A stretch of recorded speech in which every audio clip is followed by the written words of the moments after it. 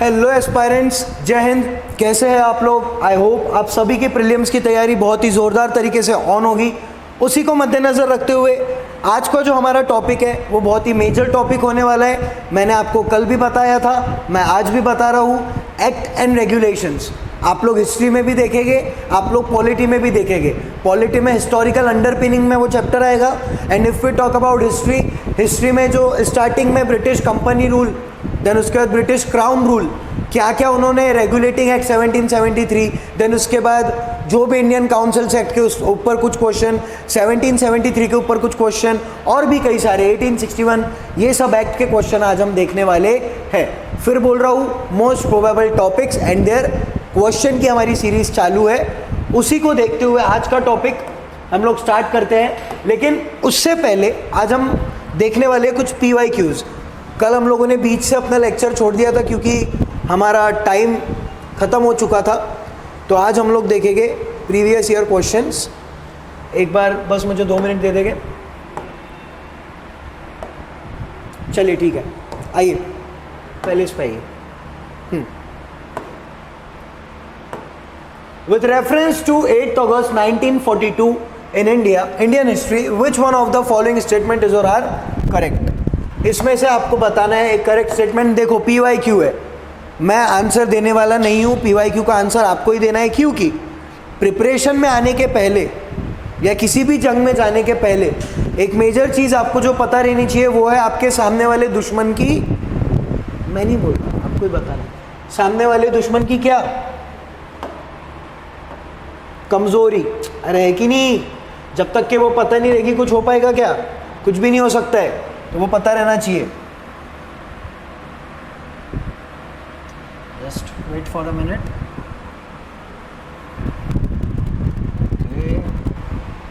Okay, चलो चलो चलो चलो। What will be the answer, guys? Here, just tell me the answer first. With reference to 8th August, 8th August की बात हो रही है 1942। In Indian history, which one of the following statement is or are correct? 2021 का question है, 2021 का जल्दी solve कीजिए fast. A, the Quit India resolution was adopted by the AICC, All India Congress Committee. The Viceroy Executive Council was expanded to include more Indians. Third one is the Congress ministries resigned in 7 provinces. 7 provinces से Congress ministers ने resign कर दिया था। Cripps proposed an Indian Union with full dominion status once the Second World War was over. जैसे second world war over हो जाएगा हमें dominion status वो बोल रहा है। करेक्ट आंसर इज, जल्दी बताइए फास्ट, देख तो लिया, हो गई, आपने चतुर है आप लोग बहुत ज़्यादा। Quit India movement launched on 8th August 1942 at Gwalior tank, Bombay. Correct answer is option A. Option A में क्या दिया हुआ है? ज़्यादा टाइम हम इस पर दे नहीं सकते। The quit India resolution was adopted by the AICC, all India Congress committee. गया दिमाग में? सर इसके ऊपर ज़्यादा टाइम क्यों नहीं दे सकते? बेटा इसका एक रीज़न है, आपको प्रीवियस ईयर क्वेश्चन पेपर की जो प्रीवियस ईयर क्वेश्चंस है उसकी एक अलग से सीरीज़ आकार फाउंडेशन चला रहा है। हमारी आकार फाउंडेशन एक अलग से सीरीज़ चला रही है जो कि जहाँ सर लेने वाले हैं, तो आप उनको फॉलो कीजिएगा, वो आपको पूरे PYQ अच्छे से पढ़ा के दे देंगे। Moving to the next question, the second question is who among the following is associated with songs from prison, a translation of ancient Indian religious lyrics in English? Bal Gangadhar Tilak, Jawaharlal Nehru, Mohandas Karamchand Gandhi, Sarojini Naidu. What should be the answer? The correct answer is here. Correct answer is option C. C is Mohandas Karamchand Gandhi जी के बारे में बात हो रही है। Written during imprisonment in Yerwada jail, जब वो Yerwada jail में थे पूना में, translated hymns from the Upanishad and poem by Indian saint poets into English की बात हो रही है। And that collection was published as songs from the prison, jail से ही पब्लिश किया गया है ना। आज एक बहुत बड़ा करंट अफेयर घटा है हमारी हिस्ट्री में। इफ़ ये लेक्चर तो रिकॉर्डेड है, लेकिन आज एक बहुत बड़ा करंट अफेयर हुआ है, मैं बताऊंगा आपको एंडिंग में। चलिए आइए। Not given in any reference book, can be solve by elimination. Okay ठीक है, कोई भी बुक में दिया हुआ नहीं है बोलते ही। गया आपके दिमाग में Mohandas Karamchand Gandhi ji. Next question, In the context of colonial India, Shah Nawaz Khan, Prem Kumar Sehgal and Gurbaksh Singh Dhillon are remembered as, ये तीनों के नाम याद रखिए ज़रूरी है. शाह नवाज खान, प्रेम कुमार सहगल एंड गुरबख्श सिंह ढिल्लोन. इन्हें क्यों याद किया जाता है? क्या है कॉन्टेक्स्ट? कॉलोनियल इंडिया के कॉन्टेक्स्ट में क्यों इन्हें रिमेंबर किया जाता है? What should be the answer? Leader of swadeshi and boycott movement, member of the interim government, member of the drafting committee, Constituent Assembly, officers of the Indian National Army. Correct answer is D, that is Indian National Army, officers of the Indian National Army. अब कुछ हम basics देख लेते हैं, जल्दी से आइए. Azad Hind Fauj was formed in 1942 by Captain Mohan Singh with the help of the Japanese, but due to differences it was disbanded. Differences होते हैं ना, हम इंडिया, वो जापानी, ठीक है. Again in July 1943, Netaji Subhash Chandra Bose, important statement, reorganized the Indian National Army, वापस से reorganize किया along with Raj Bihari Bose and Japanese help. इधर भी जापानीज है, बस बात इतनी सी है कि इधर पटी नहीं, इधर पटी थोड़ी सी, ठीक है, जापानीज हेल्प की मदद से. The INA campaign was headed towards Kohima under the leadership of captain Shahnawaz Khan, which resulted into defeat. After the end of World War II, the Indian National Army was had to surrender to the British Army and later on third officials were court-martial कर दिया गया था by Lord Wavell at Red Fort. court-martial किया गया था इनका, बाप रे. Red Fort trial were defended by series of lawyers including K.N. Kadju, Tej Bahadur Sapru, Jawaharlal Nehru, resulting into Indian National Army agitation across the. agitation तो फैलेगी ना, सीधी सी बात है यार, हमारे लोगों का court-martial हो रहा है. नेक्स्ट,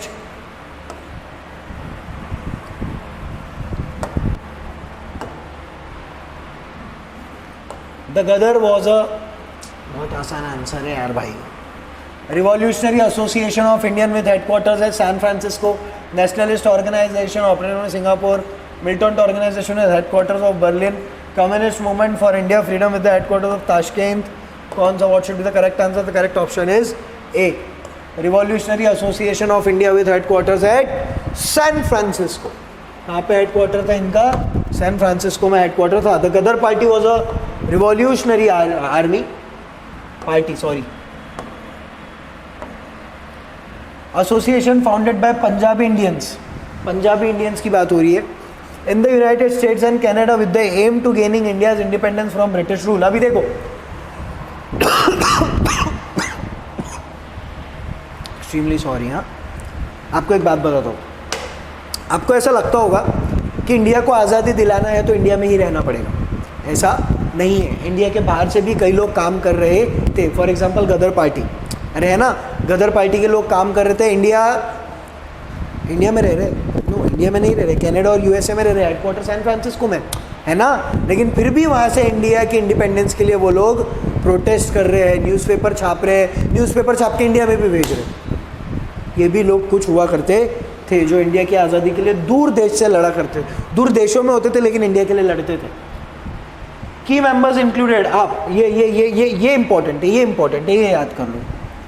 जो मेजर मेंबर्स थे, main members, Lala Hardayal, Sohan Singh Bhakna, Kartar Singh Sarabha and Raj Bihari Bose. Oh, Raj Bihari Bose ji का भी नाम है.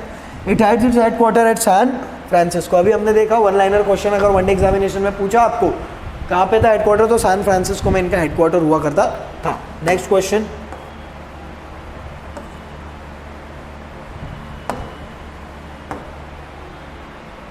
The partition of Bengal made by lord Curzon in 1905 lasted until the first war when India troops were needed by the British and the partition was ended. King George V abrogated Curzon's act as a royal darbar in Delhi in 1911. Gandhi ji launched as civil disobedience movement. D, the partition of India in 1947 when East Bengal became East Pakistan. What should be the answer? यार answer दिया हुआ है ना नीचे.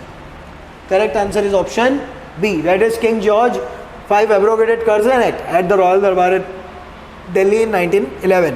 In 1911 King George V visited India. India में visit किए. A darbar was held at Delhi.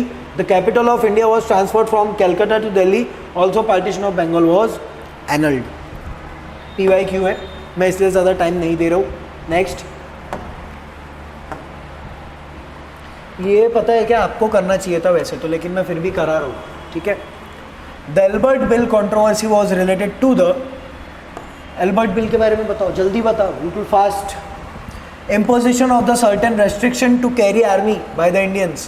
Imposition of restriction of newspaper and magazine published in Indian languages. Removal of disqualification imposed on the Indian magistrates with regard to the trial of the Europeans. Removal of the duty of imported cotton cloth. What should be the answer? The correct answer is C. Removal of disqualification imposed on the Indian magistrate with regard to the trial of the Europeans. जब respective topic हम देखेंगे ना बेटा, तब समझ में आएगी आपको कि ये पिक्चर क्या है इनकी. मतलब इतना डेंजरस, जाने दो, छोड़ो, जब पढ़ेंगे हम तब देखेंगे. Indian magistrate with regard to the trial of the Europeans. ये गलत करेंगे चलेगा, हमने गलत कर दिया तो जान से मार देंगे. Next, with reference to the ryotwari settlement consider the following statement. क्या है ryotwari settlement? The rent was paid directly by the peasant to the government. The government gave pattas to the ryots. The land were surveyed and assessed before being taxed. Which of this statement above is or are correct? Correct answer is option C.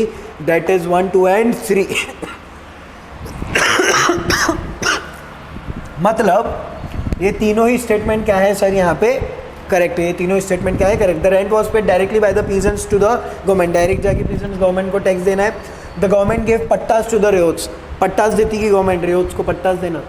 The land were surveyed and assess before being tax. पहले land का survey किया जाएगा, assess किया जाएगा उसको, then उसके बाद tax बताया जाएगा कि आपको कितना क्या टैक्स लगने वाला है. गया.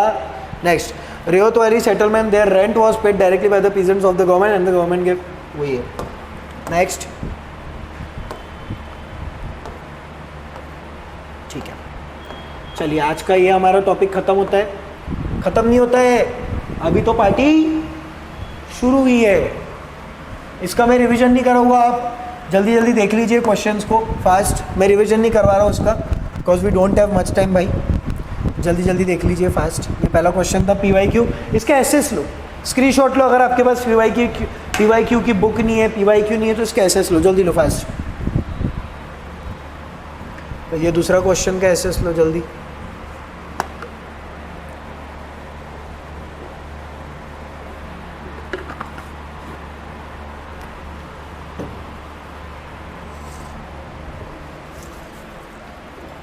थर्ड, समर चालू हो चुका है बेटा. मेरे सभी विद्यार्थी, मेरे स्टूडेंट सभी ध्यान देंगे अपने ऊपर. पानी थोड़ा सा ज़्यादा पीना है आपको गर्मी में, क्योंकि आपकी बॉडी एग्जॉस्ट होती है, पढ़ के भी होती है, बैठने से भी होती है. गर्मी में आपकी पावर थोड़ी सी ज़्यादा कंजम्पशन, पावर का ज़्यादा कंजम्पशन होता है. तो जितना हो सके पानी पीजिए, ड्रिंक्स लीजिए. Drinks, I am not talking about that drink right now, I am talking about water और ग्लूकोज राइट नाउ. ओके, कुछ भी मत सोचा करो. नेक्स्ट, 2014 का ये गदर वाला क्वेश्चन. कोमागाटा मारू इंसिडेंट, गदर पार्टी, ये सब चीज़ें दिमाग में चल रही है.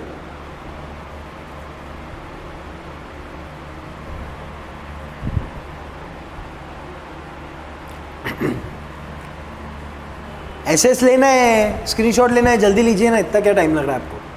फास्टर, थोड़ा फास्ट काम कीजिए जल्दी.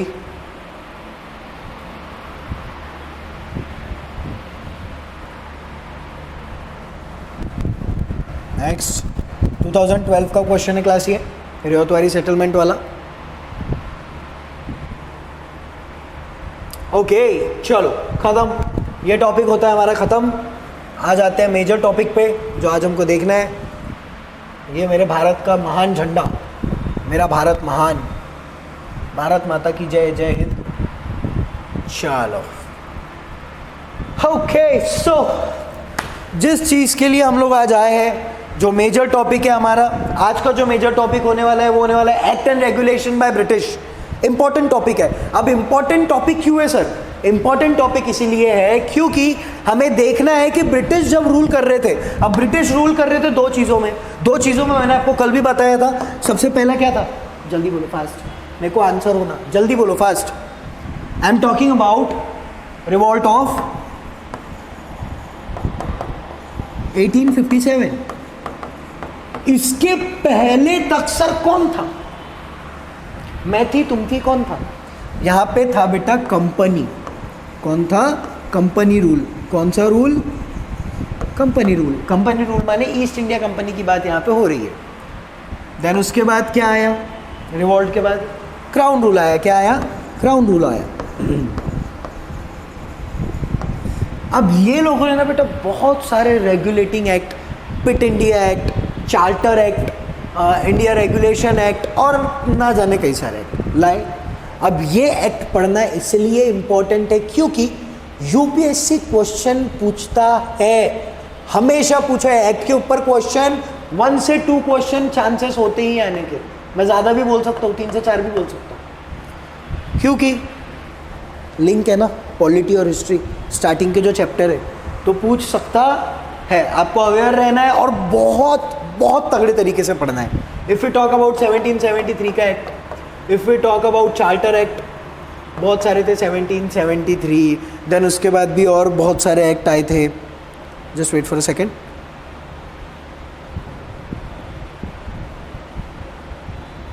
हाँ, मैंने लिस्ट लाया वो आपके लिए, एक बार लिस्ट देख लेते हैं हम लोग, देन टॉपिक तो हमको स्टार्ट करना ही है। क्योंकि देखो बेटा क्या रहता है ना, 2 मिनट में देख लेते हो लिस्ट है क्या हमारे पास। होना तो चाहिए, प्लीज़ प्लीज़ प्लीज़ मिल जा।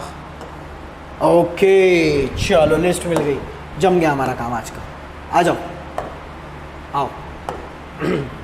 पहले हम ये देखते हैं कौन से एक्ट है, देन उसके बाद उसके ऊपर क्वेश्चन देखें। क्वेश्चन तो देख नहीं है क्योंकि वही सीरीज हमारी चालू है। अब सबसे पहले द रेगुलेटिंग एक्ट ऑफ 1773 सबसे पहले जो लाया। अब ये रेगुलेटिंग करे, रेगुलेट करने का मतलब रिवॉल्ट ऑफ 1857 तो 1857 को हुआ ना, उसके पहले क्या था कि कंपनी को कैसे रेगुलेट करना है। रेगुलेटिंग एक्ट लाया 1773 का। देन उसके बाद आया the Pitt India act of 1784। Then उसके बाद the charter act of 1793, the charter act of 1813, the charter act of 1833, the charter act of 1853। एक चीज़ अगर आपने गौर किया होगा,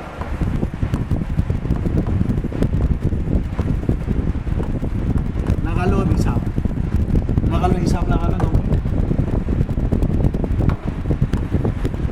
ओह शिट,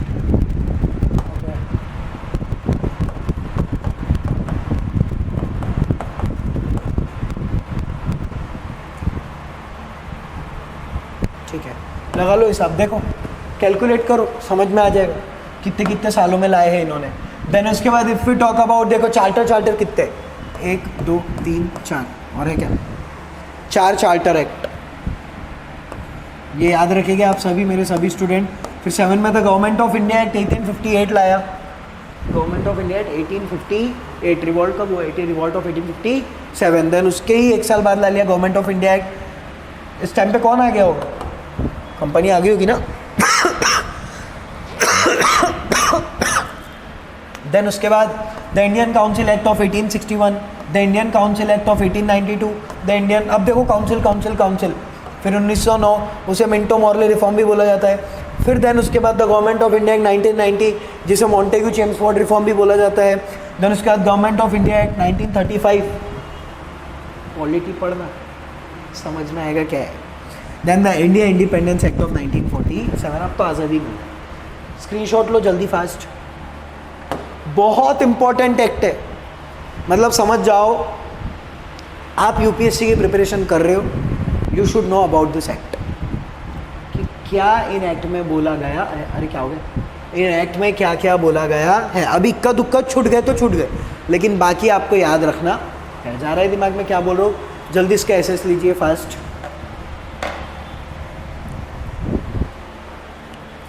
मैं तो बोलता अभी याद कर लो, अभी याद कर लो तुरंत में, अभी याद करा देते थे। देखो 2 तो याद रह गया आपको, ये याद करना पड़ेगा भाई, आपको याद करना पड़ेगा। रेगुलेटिंग पिट, देन उसके बाद देखो 4 चार्टर, देन उसके बाद the government of India act को छोड़ दो 1, फिर उसके बाद आप देखोगे 3 council, 4 charter 3 council, 4 charter 3 council. Then उसके बाद ये याद रखना पड़ेगा, 7 तो ईजिली याद हो जाएंगे। क्योंकि 4 उसमें चार्टर एक्ट ही है, डिफरेंस है ना। अब वो मुझे बताना है आपको कितने साल का डिफरेंस है। देन उसके बाद इंडियन काउंसिल एक्ट, आपको बताना है कितने हैं, यहाँ पे तो लिखा हुआ है, याद करके 7 तो इजीली याद हो जाएगी। और ये 2 भी इजी है यार। 2 कैसे, अगर रेगुलेटिंग एक्ट लाया रेगुलेट करने के लिए कंपनी को, देन उसके तुरंत बाद पिट, फिर 4 चार्टर, फिर एक India the government of India act लाया, फिर उसके बाद 3 काउंसिल, देन 3 काउंसिल के बाद sir government of India act 1990, उसको याद रख, सॉरी मिंटो मॉर्ले से याद रख लो एक, देन उसके बाद मॉन्टेग्यू चेम्सफोर्ड से याद रख लो, फिर government of India act 1935, polity पढ़ा है आपने, और इंडिया इंडिपेंडेंस एक्ट 1947 होता है याद होता है, आपको बस याद करना पड़ेगा, याद होता है।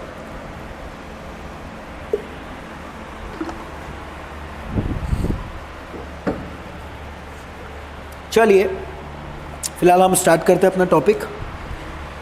2 मिनट दीजिए मुझे।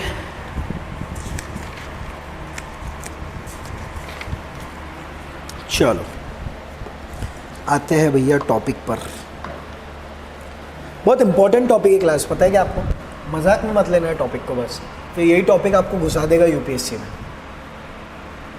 चलो चालू करते हैं। सो let us start a new topic, or we can say that our today's topic, that is act and regulation by British। मेरा नाम है यश श्रीवास्तव, फैकल्टी हिस्ट्री, आकार फाउंडेशन आप सभी को पता है, मुझे बताने की ज़रूरत नहीं है। तो चालू करते हैं अपने पहले क्वेश्चन के साथ। आइए देखते हैं। मेरा भारत महान, एक बार मेरे साथ सभी बोलेंगे, भारत माता की जय, भारत माता की जय। आइए, हाँ लो अच्छी इमेज है ये। आइए पहले क्वेश्चन पे आइए। मुझे भी आज थोड़ा सा एनर्जी कम लग रहा है मेरे अंदर, धूप बहुत है हमारे नागपुर में। With reference to the Indian council act of 1892 consider the following statement. कौन से एक्ट की बात हो रही है? 1892। Consider the following statement. It increased the number of additional non-official members in the central and provincial legislative council, but maintained the official majority in them. Official majority in them maintained. It increased the functions of legislative council and gave them the power of discussing the budget and addressing question to the executive. India को power मिल रही है शायद, देख। Which of this statement is are incorrect? क्या पूछा है? Is are incorrect, बहकना नहीं है। बताइए incorrect statement पूछा है आपको। What should be the correct answer? 1 only, 2 only, both 1 and 2, neither 1 nor 2। 5 second question है, जल्दी बताइए, fast।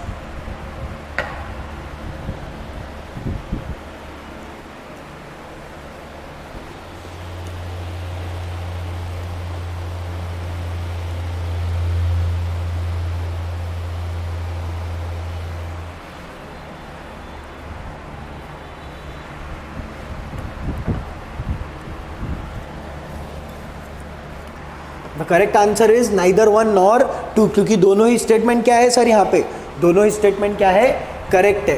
अब देखिए एक बार पढ़िए। It increase the number of additional non official members. Additional non official members की जगह बढ़ा दी गई थी, इंक्रीज कर दी गई थी in the central and provincial legislative council. कहाँ पे? सेंट्रल में भी और प्रोविंसेस में भी, ठीक है, लेजिस्लेटिव काउंसिल में। But maintain the official majority in them. Official majority maintain की हुई थी, भले ही नंबर इंक्रीज कर दिया गया था। Next, it increase the function of legislative council. Legislative council के फंक्शन इंक्रीज कर दिए गए थे और उनको power of discussing the budget, power दे दी गई थी बजट डिस्कस करने की। क्या डिस्कस करने की? बजट डिस्कस करने की। और addressing question to the executive. अब क्वेश्चन भी एग्जीक्यूटिव को पूछ सकते थे, गया दिमाग में। चलिए next question, basic question, 2 second वाला question. Who among the following introduce local self government in India? इनमें से किन्होंने लोकल सेल्फ गवर्नमेंट इंडिया में इंट्रोड्यूस किया था? Then what should be the answer? जल्दी बताओ यार, समय नहीं है, जल्दी बताओ fast. Correct answer is Lord Ripon. क्या नाम था उनका? That is 1, Lord Ripon. Next question,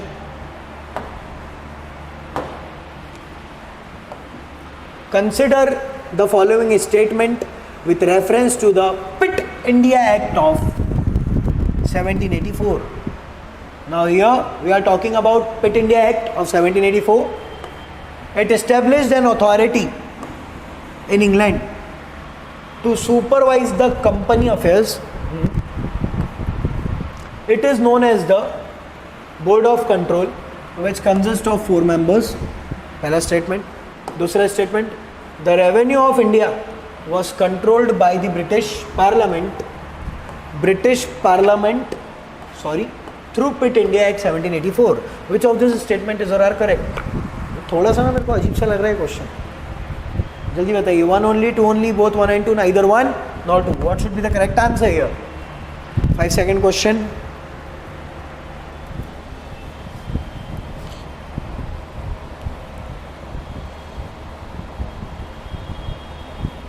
जल्दी बताइए यार.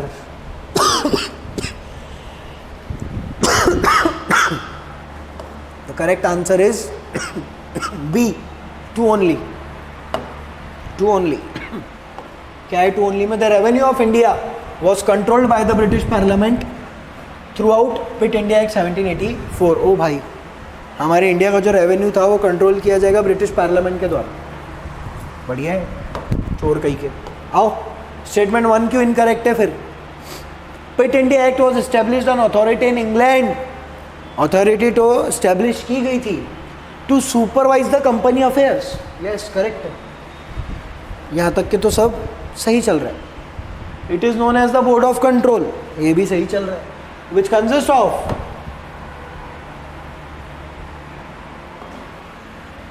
6 members. Which consist of 6 members, not 4.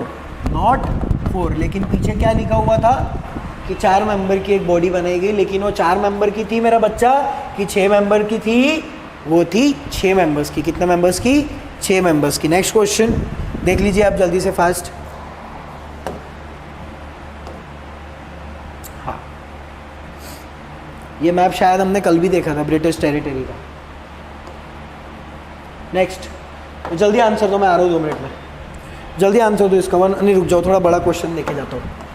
बड़ा क्वेश्चन है क्या कोई? हाँ, लो जल्दी इसका आंसर दो फास्ट, मैं आ रहा हूँ 2 मिनट में.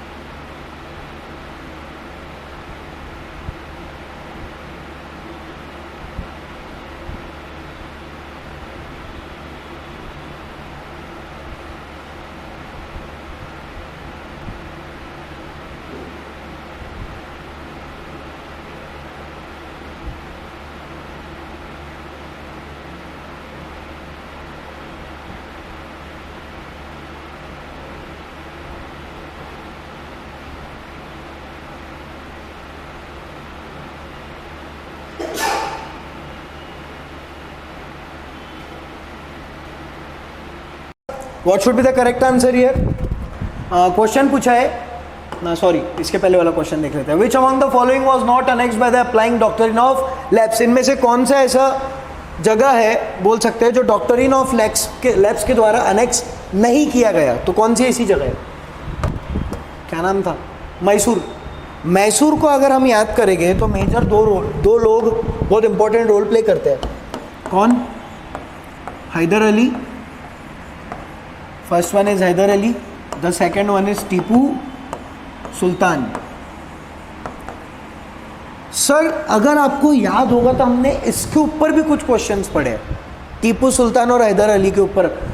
आपको शायद पता नहीं याद होगा कि, लेकिन मुझे बहुत अच्छे से याद है. हमने एक कंसिडर द फॉलोइंग स्टेटमेंट वाला क्वेश्चन देखा था. उसमें हमने एंग्लो मराठा वॉर के साथ साथ एंग्लो मैसूर वॉर के भी बारे में कुछ क्वेश्चन देखे थे. तो वो है. और क्वेश्चन क्या पूछा है आपको? Which among the following was not annexed by applying doctrine of Labs? सतारा, संबलपुर, झांसी या Mysore? The correct answer is 4, that is Mysore. So question correct. Next,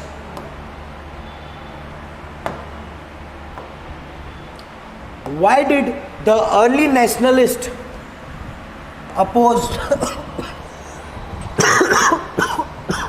the Council Act of 1892? First, the number of members of the Imperial Legislative Council was increased. Second, the number of members of Provincial Council was increased. The council were given the right to discuss the annual budget. The act did not give the Indians control over the public funds. What should be the correct answer? क्यों जो early nationalist थे उन्होंने council act of 1892 को oppose किया? क्या reason था उसका? What should be the reason here? Correct answer is 4. The act did not give the Indians control over the public funds. क्यों अपोज किया अर्ली नेशनलिस्ट ने? बोले यार the act did not give the Indians. इस act ने हमारे भारतीय लोगों को राइट नहीं दिया कि वो पब्लिक फंड्स को कंट्रोल कर पाए. और ब्रिटिशर्स ये गलती कभी भी कर सकते नहीं थे क्योंकि उनको पता है हमको कैसे फ़ायदा होगा, है ना. वो आएज क्यों थे यहाँ पे? फ़ायदे के लिए आए, तो उनको फ़ायदा था क्या? इसलिए उन्होंने हमको पब्लिक अकाउंट फंड नहीं दिया था. Act did not give the Indians control over the public account fund, public fund. जल्दी देख लीजिए, एसएस लीजिए क्वेश्चन का, इंपॉर्टेंट क्वेश्चन है. नेक्स्ट, हाँ ये अभी हमने देखा, एक बार मुझे याद करवा दीजिए जल्दी. 4 चार्टर, 3 काउंसिल, 7 तो याद हो गए. पहला रेगुलेटिंग, दूसरा Pitt, 4 charter, 1 government of India, 3 council, Montagu Chelmsford, government of India act 1935, India independence act of 1947. याद हो जाते भाई, मैं बोल रहा हूँ ना बहन, याद हो जाते, बस आपको याद करना पड़ेगा. 4 चार्टर, 3 काउंसिल, मॉन्टेग्यू चेम्सफोर्ड. देखो मेरे को भी आ रहा है, अरे आता है, करना पड़ेगा. चलिए नेक्स्ट.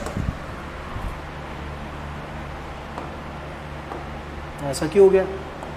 2 minute class. हाँ ऐसा पढ़ लेते इसको, ठीक है. तो शायद इमेज ब्लर हो गई है. आइए, रेगुलेटिंग एक्ट ऑफ 1773 के बारे में हम अगर कुछ बातें देखें. Governor of Bengal became the governor general को क्या बना दिया गया? Governor general of Bengal. Sir अब पहले गवर्नर जनरल ऑफ बंगाल कौन थे? तो उनका नाम था लॉर्ड वारेन हेस्टिंग. पहला पॉइंट हो गया ये. मैंने पूछ लिया, तुमको नहीं आया, तकलीफ हो जाएगी थोड़ी सी, है ना. पहला हो गया ये. हम अभी कौन सा एक्ट देख रहे हैं? रेगुलेटिंग एक्ट देख रहे हैं 1773 का. दूसरा पॉइंट, सुप्रीम कोर्ट का एस्टेब्लिशमेंट हुआ 1774 में. प्राइवेट ट्रेड सर्वेंट्स जो है उन्हें प्रोहिबिटेड किया गया. Control of the British government on company by court of director, court of directors के द्वारा कंट्रोल किया गया. 4 पॉइंट, 4 बूंद जिंदगी के याद रखना है. गवर्नर ऑफ बंगाल से governor general of Bengal, supreme court का establishment, private trade prohibited, control of the British government by court of directors. ये हो गया पहला. काट देता हूँ मैं इसको, ठीक है. पहला क्रैक हो गया, याद कर लो. सुनो सुनो सुनो सुनो, एक आइडिया. ये 4 पढ़े ना हमने. आग बंद करो, जल्दी से 4 बोलो, खत्म करो, आगे बढ़ते हैं. बोलो जल्दी फास्ट. फिर देखते हैं पिट इंडिया एक्ट ऑफ 1784. जल्दी fast. Pitt India act of 1784, जल्दी. Pitt India act of 1784. Commercial and political function separated. Commercial function को अलग कर दिया और पॉलिटिकल फंक्शंस को अलग कर दिया. I am talking about Pitt India act right now. Commercial affairs, court of directors, system of double government, system of double government. Indian territories are called British possessions in India. क्या कहना जाने लगा? British possessions in India. British government supreme control over company affair. मैंने बताया था ना आपको कि ब्रिटिश गवर्नमेंट का सुप्रीम कंट्रोल होता है कंपनी अफेयर्स के ऊपर. भले ही कंपनी कुछ भी करे, आखिरी में सुनते हैं पापा की हो ना, आखिरी में किसकी सुनना पड़ता है? कहीं भी चले जाओ, चाचा क्या, काका क्या, मामा क्या, फूफा क्या, आखिरी में पापा ने बोले नहीं जाना मतलब नहीं जाना, तो नहीं जाना. वैसे कंपनी के पिताजी कौन? क्राउन.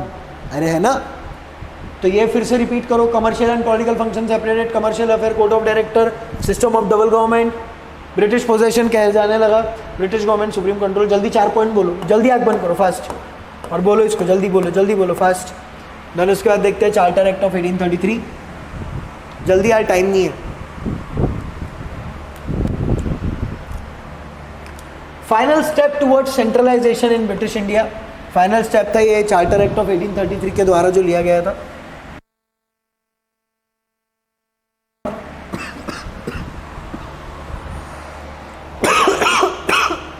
Sorry, excuse me. अभी रिलेट करो भैया, अभी जस्ट पढ़ाया मैंने। पहला पॉइंट याद करो, आग बंद करो। गवर्नर जनरल से गवर्नर जनरल बनाया, सॉरी, गवर्नर ऑफ बंगाल से गवर्नर जनरल ऑफ बंगाल बनाया, फिर गवर्नर जनरल ऑफ बंगाल से गवर्नर जनरल ऑफ इंडिया बनाया, है ना? देखो लिखा है governor general of Bengal as the government general of India. हाँ, ड्रॉप करो ना जी कमेंट, पहले गवर्नर जनरल ऑफ इंडिया कौन थे? Then law made under this act were called as act, फिर एक्ट कहा गया, law made under this act. East India company no more commercial body, became administrative body. 4 point फिर से, 1 2 3, आग बंद, जल्दी बोलो फास्ट, जल्दी यार जल्दी, समय नहीं है अपने पास। फिर उसके बाद चार्टर एक्ट ऑफ 1853 देखते हैं। Separated legislative and executive function, ठीक है, लेजिस्लेटिव और एग्जीक्यूटिव फंक्शन को सेपरेट कर दिया। Open competition system for recruitment civil servants, it extended the company rule को एक्सटेंड कर दिया। For the first time introduce local representation in the Indian central legislative council. इसको भी बोलो जल्दी फास्ट, जल्दी, टाइम नहीं है।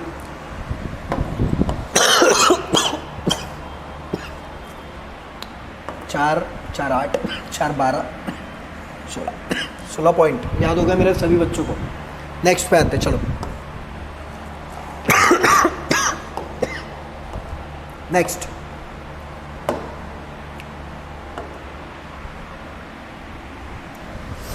असर्शन वाला क्वेश्चन है भाई। ओ भैया, दीदी भैया मेरे आओ, मेरे एस्पायरेंट्स सभी। Assertion, Pitt's India act of 1784 distinguished between the commercial and political function of the British East India Company। ये था assertion, उसका रीजन देखते हैं। Reason, Pitt India Act of 1784 allowed the court of directors to manage the commercial affair, but created a new body called Board of Control to manage the political affairs. Wow! Does it establish a system of double government? Codes दिए हुए हैं आपको, मैंने पढ़ा है, मुझे आता है, आपने भी पढ़ा है, आपको भी आना चाहिए। Both A and R are true and R is the correct explanation of A. Second, not the correct explanation of A. A is true but R is false. Both A and R is not true. What should be the correct answer मेरे collector साहब, madam? What should be the answer? बताइए जल्दी। Correct answer is A. Both A and R are true and R is the correct explanation of A. Sir Q, बताइए, बताते हैं। Pitt's India Act of 1784 distinguished between the commercial and political function of the British East India Company. Commercial function अलग, political function अलग। Assertion, उसका reason, Pitt India Act of 1784 allowed the court of director to manage the commercial affair। ये हो गया पहला statement. दूसरा statement, but created a new body called board of control to manage the political affair. Sir इसमें कुछ भी नहीं है, इसमें जो मेजर चीज है वो है ये दो, और वो दो है, सॉरी 2 मिनट, एक कमर्शियल अफेयर और एक पॉलिटिकल अफेयर। कमर्शियल अफेयर कौन संभालेगा? Court of directors. अरे कौन संभालेगा? Court of directors. But created a new body called board of control to manage the political affairs. Political affair कौन संभालेगा? Board of control. मैं ना याद करा दूंगा, मैं रुक जाओ 2 मिनट, तुमको कैसे समझेगा नहीं तो।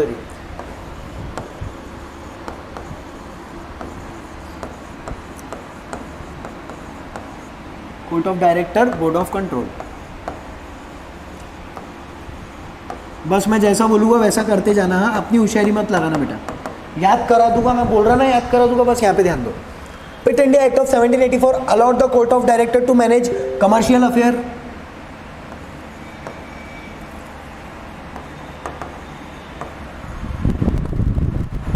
और इधर पॉलिटिकल अफेयर। चलिए मेरे सभी एस्पायरेंट्स को आज ये याद हो जाएगा कि court of director commercial affair देखेंगे, board of control political affair देखेंगे। एक बार बोलेंगे मेरे पीछे, court of director commercial, board of control political, court of director commercial, board of control political. तो बोल लो court of director commercial, board of control political. गया? एक बार रिपीट करो 1 2 3 को। आवाज़ आ रही है मुझे? Very good. हो गया यार? एक बार फिर बोल देते हैं, court of director commercial, board of control political. बोले भैया कि कमर्शियल आप देखो, पॉलिटिकल हम देखते हैं, ये दो बॉडी ऐसी बनाई गई और इन दो बॉडी को बोला गया dual system of double government. गेला का डोक्यात? अरे समजलं का बाबा? का म्हणत आहो मी? चला नेक्स्ट क्वेश्चनला या। बच्चों क्वेश्चन, बच्चा Yadav question. Which of the following British Act introduced Indian civil services as an open competition? कौन से ब्रिटिश एक्ट ने इंट्रोड्यूस कर दिया Indian civil services as open competition? आज ओपन कंपटीशन है। What should be the answer here? Faster, जल्दी। Charter act of 1793,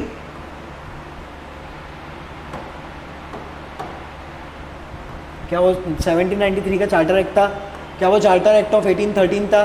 क्या वो चार्टर एक्ट ऑफ 1833 था? क्या वो चार्टर एक्ट ऑफ 1853 था? What should be the correct answer here?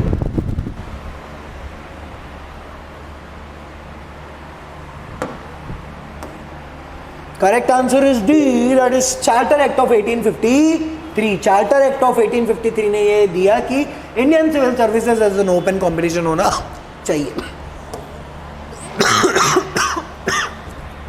Extremely sorry class, मुझे बड़ा दुख होता है ऐसा डिस्टर्बेंस क्रिएट होता है तो। Explanation, the charter act of 1853 empowered the British East India Company to retain the territories and the revenue in India in trust for the crown. In trust for the crown. Next, it introduced an open competition system of selection and the recruitment of the civil servant. The covenanted civil services was thus thrown open to the Indians also. पहले officers बनाया नहीं जाता था हमारे Indians को, छोटी छोटी post पे रखा जाता था, लेकिन बड़ी पोस्ट दी जाती नहीं थी। इफ़ यू सी, वो एक मूवी है, वो गाना है ना उसमें, NATO NATO NATO NATO NATO NATO, अरे गाना है ना, वो मूवी देखना आप। कितने समय बाद वो जो रामचरण है उनको जगह मिलती है एज अ एक बड़ा ऑफिसर की। देन उसके बाद वो पूरी सब साजिश वाजिश वो है ना मूवी में यार, वो एक हाथ से बुलेट फेंक के मारता है, बुलेट गाड़ी, मज़ा ही है साउथ की मूवीज़ में। तो वो एक चीज़ होती है।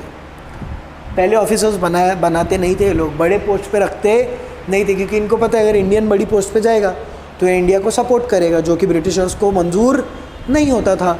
नेक्स्ट क्वेश्चन पे आते हैं। ये चार्टर एक्ट ऑफ 1833 की कुछ इमेज है, फट क्यों गई इमेज में, तो ये समझ में नहीं आ रहा, प्रॉपर तो थी। Charter act of 1833, government of India act 1833, Saint Helena act भी बोला जाता था of 1833, legalized British colonization in India, renewed East India company term by 20 years और बढ़ा दी, बहुत बढ़िया। Governor general of Bengal was made governor general of India, created Fort William and Agra presidencies, abolished commercial privilege. अरे ये तो पढ़ लिए ना भाई, आओ नेक्स्ट पे आओ, पढ़ लिया हमने इसके पहले ही। हाँ इम्पॉर्टेंट, आइए भैया।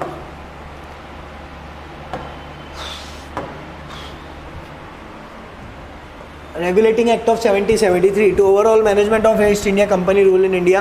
मैंने आपको बताया कि कंपनी को रेगुलेट करने के लिए date of enactment June 10th 1773। Pitt India act of 1784, this act was pass to address the shortcoming of the regulating act. Shortcoming क्या, उसमें कमियाँ हैं क्या है, उसको देखने के लिए एक और एक्ट लाया गया, Pitt India act. It provided for the joint rule of the crown and company with the crown being the crown being the supreme authority. कौन सी अथॉरिटी? सुप्रीम. कंपनी तुम तो हो, इन तुम्हारे भी ऊपर कौन बैठा हुआ है? तुम्हारे ऊपर कौन बैठा है? क्राउन बैठा हुआ है. कौन बैठा हुआ है? क्राउन बैठा है. क्योंकि मैंने अभी जस्ट बताया था आपको, फादर कौन है? फादर है क्राउन. फादर कौन है मेरा बेटा? क्राउन है. ठीक है. Then crown and company with the crown being the supreme authority. फिर उसके बाद आया चार्टर एक्ट ऑफ 1813. अगस्त 13 1784 में हुआ था. सॉरी आपको बताना भूल गया. Charter act of 1813.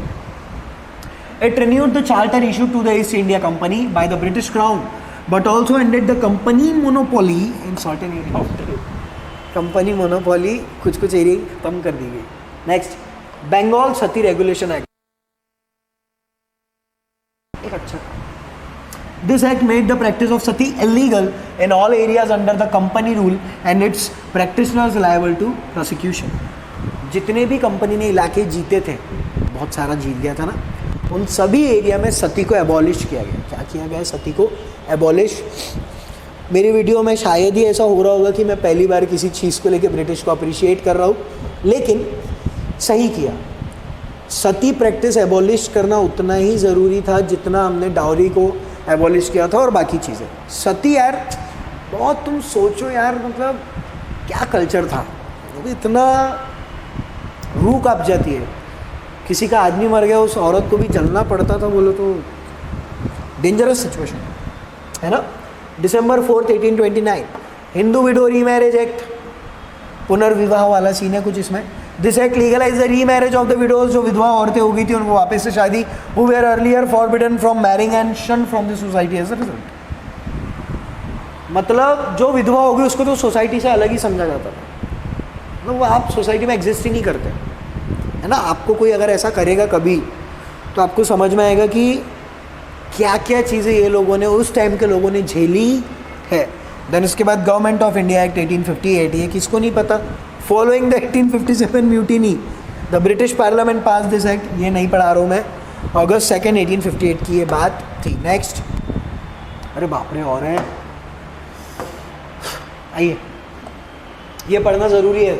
थोड़ा सा आलसी पना आएगा, हलालपना आएगा, पढ़ना ज़रूरी है. ठीक है, बहुत ज़रूरी है, इसलिए लाया है. अदरवाइज आपको पता है ना, मैं क्वेश्चन ही करा रहा था, लेकिन ये पढ़ना ज़रूरी है.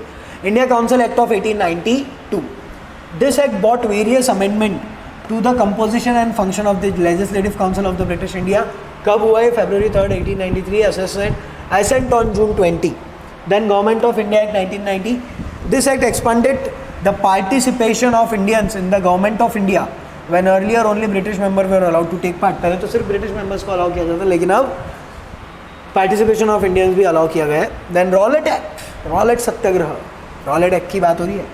The act indefinitely extended the emergency measures to preventive indefinite detention. ये कौन सी बात हो गई? कुछ भी, मतलब पागल है हम, डिटेन कर लेना फालतू में, शक की बिना पे. ऐसा होता है क्या? तुमको अगर किसी ने बिन फुकड़ अंदर डाल दिया तो अच्छा लगेगा क्या? पगले गई कि British.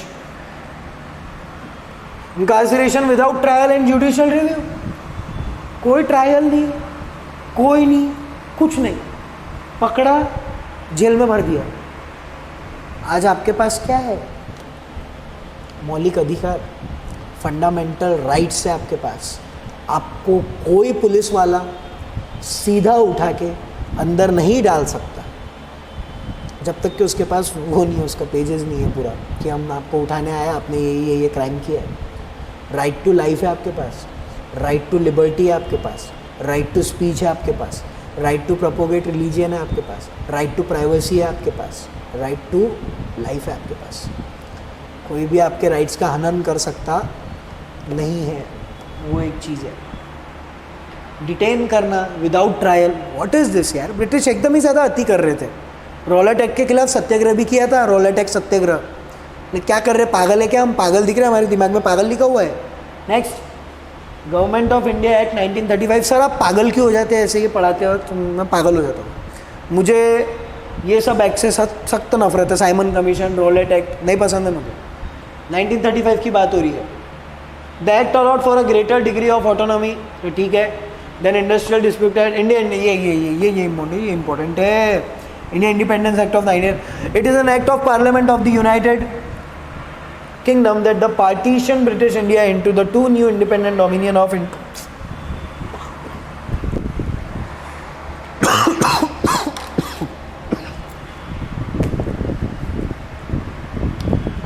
carrot and stick policy, divide and rule policy.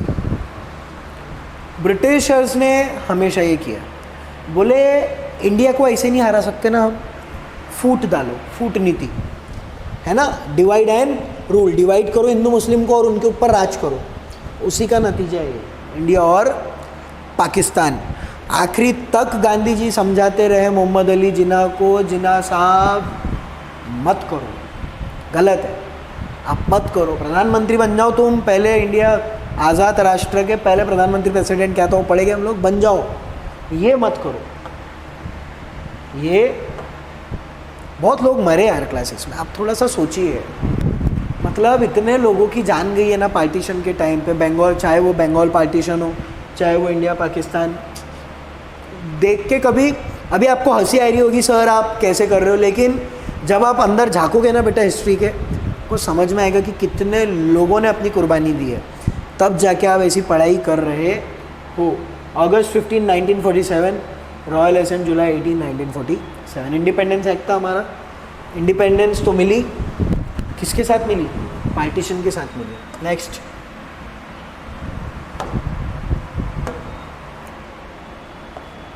Consider the following statement with reference to the regulating act of 1773. Regulating Act of 1773 was based on the reports of committee headed by British Prime Minister Lord North.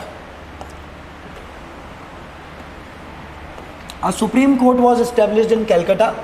ये पढ़े ना शायद हमने भी, देख लेते हैं भाई. The Regulating Act of 1773 prohibited the servant of the company from engaging in any private trade. One only, two only, one and two, या all of the above. What should be the correct answer here? The correct answer is, sir, all of the above. Regulating Act of 1773 was based on the report of committee headed by British Prime Minister. उस time जो British Prime Minister थे उनका नाम था Lord North. A Supreme Court was established in Calcutta.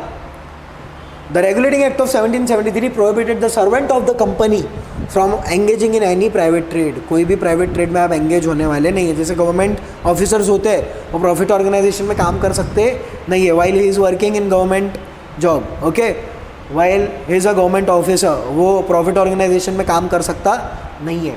उसके बाद आप जो भी करो रिटायरमेंट के बाद, तो all of the above. Next, under which act supreme court of India established? Charter Act of 1833, Government of India Act, Regulating Act of 17, Pitt India Act 1784. Which of this is correct?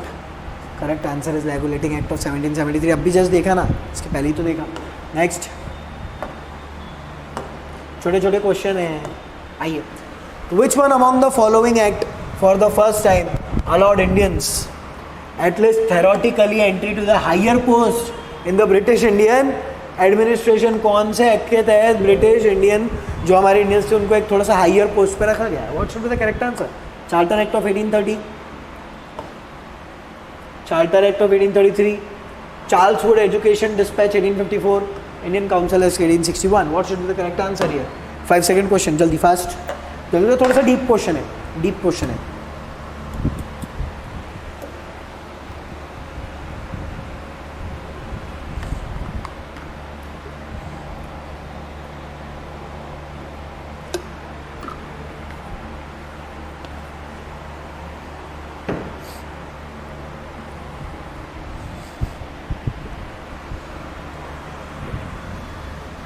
The correct answer is India Council Act of 1861. Next, consider the following statement with reference to the India Council Act of 1861. The portfolio system was introduced by Lord Wellesley. Which portfolio system Wellesley ने लाया था? Which led to the foundation of Cabinet Government of India. Second statement, the act restored the legislative power of the government of the presidencies of Madras and Bombay. Which of this statement is are correct? One only, two only, one and two. Sorry. neither 1 nor 2. Which of this statement is correct? The correct answer is B, that is 2 only. The act restored the legislative power to the government of the presidencies of Madras and Bombay. ये तो सही है, लेकिन sir पहला statement क्यों गलत है? क्यों गलत है पहला स्टेटमेंट? देखते हैं. Statement 1 is incorrect because the portfolio system was introduced by Lord Canning. Lord Canning, not Wellesley भैया. यहाँ पे वेलेस्ली नहीं है, यहाँ पे कौन है? लॉर्ड कैनिंग है. किसके द्वारा पोर्टफोलियो सिस्टम किसके द्वारा लाया गया? Lord Canning. जबान फिसल गई, कैसी जीभ लपलपाई, सॉरी. हाँ, लॉर्ड कैनिंग के द्वारा. नेक्स्ट कौन है? ये शायद क्वीन एलिजाबेथ है. Next, consider the following statement. The Government of India Act 1858 created a new office, Secretary of State of India. बढ़िया है. India Council Act of 1909, also known as Minto-Morley Reform. थोड़ा सा याद करने की कोशिश करो वो चार्ट. 4, 3, 2 फर्स्ट वाले वो याद करने की कोशिश कीजिए. याद आ जाएगी, याद करने की कोशिश कीजिए. The Regulating Act of 1773 made Governor of Bengal as the Governor General of Bengal, and Warren Hastings became the first Governor General of Bengal. Which of this statement is correct? 1 only, 2 only, 1 and 2, or all of the above? So what should be the answer, aspirants here? Just tell me the proper answer. 5-second question, jaldi.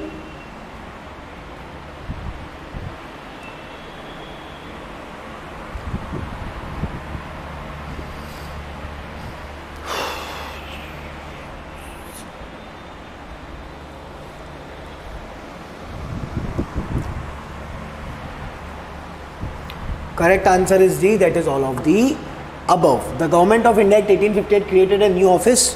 याद रखना, अंदर डाल लो अपने. The Government of India Act 1858 में एक new office बनाया गया है जिसे secretary of state of India बोला जाता है. क्या बोला? Secretary of state of India. वहीं बैठ के इंडिया के कामकाज देखा करता था. Second, India council act of 1909, also known as Minto Morley reform. Minto Morley reform भी बोला जाता था 1909 के एक्ट को. The regulating act of 1773 made governor of Bengal. अरे यार बचपन से पढ़ रहे ना क्लास में. ये governor of Bengal became governor general of Bengal. Warren Hastings पहले गवर्नर जनरल ऑफ बंगाल थे. नेक्स्ट, छोटी छोटी सी चीज़ें बताना पड़ता है यार आपको भी ना, सही में. कौन है ये? हाँ ठीक है. अर्ली ब्रिटिश इंडियन जनरल्स, ये है इंडियंस लेकिन ब्रिटिश के अंदर काम कर रहे हैं. कौन है? हाँ वेलेस्ली भाव, लॉर्ड वेलेस्ली, यही है. ये कौन है? ये भी हमारी सोल्जर है, लेकिन ये इधर जो बैठे हुए हैं महात्मा, ये महात्मा सॉरी महात्मा तो नहीं है, ब्रिटिशर है. कौन है? ये गोरा है.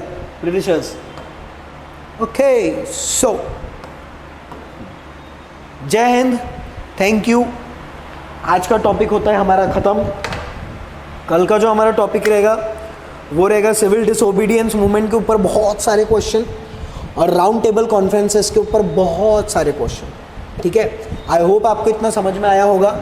एक बार आपको मेरी आदत पता है, मैं रिवीजन किए बिना सांस नहीं लेता हूँ. आइए रिवीजन कर लेते हैं जल्दी. रिवीजन मैंने छोटा सा देख लेते हैं. यहाँ से स्टार्ट किया हमने. Act and regulation by British, oh sorry,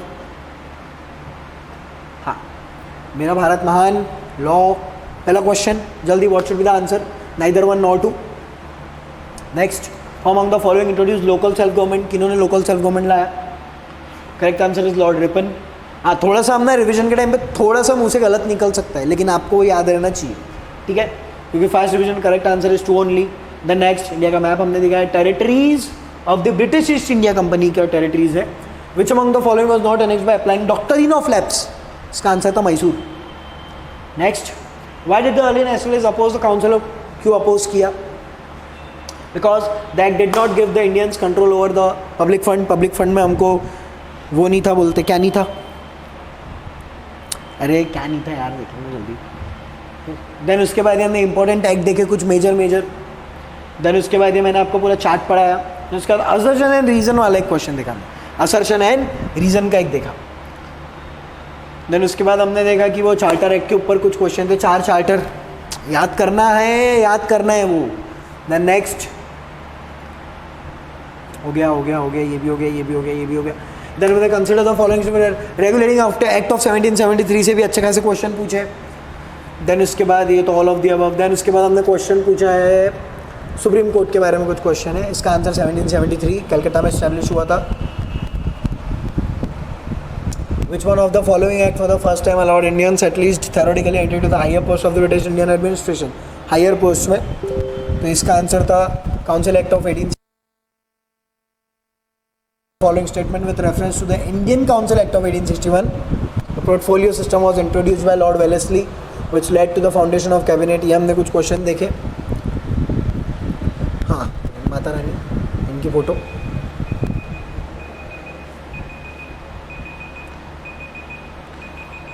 ठीक है, टाइम हो गया हमारा। ठीक है, रिवीजन ज़रूरी है, टाइम हो जाए चलेगा मुझे, लेकिन रिवीजन होना चाहिए। राम सर का नेक्स्ट क्लास लगा हुआ है क्लास, लेकिन फिर भी हम थोड़ा सा एक जल्दी से रिवीजन कर लेते हैं क्योंकि सर का क्लास भी इंपॉर्टेंट है। हो गया, कंप्लीट, ख़त्म। इससे मुझे बहुत प्यार है, इससे इतना प्यार है ना मुझे कि मैं आपको बता नहीं सकता, बहुत ज़्यादा। तो आज का टॉपिक होता है क्लास हमारा ख़त्म। मेरे प्यारे एस्पायरेंट्स, अपनी तैयारी को जारी रखिए। एक इन्फॉर्मेशन देना था आपको, अपनी तैयारी को जारी रखिए, अच्छे से प्रिपरेशन कीजिए, हम लोग आपके साथ है ही।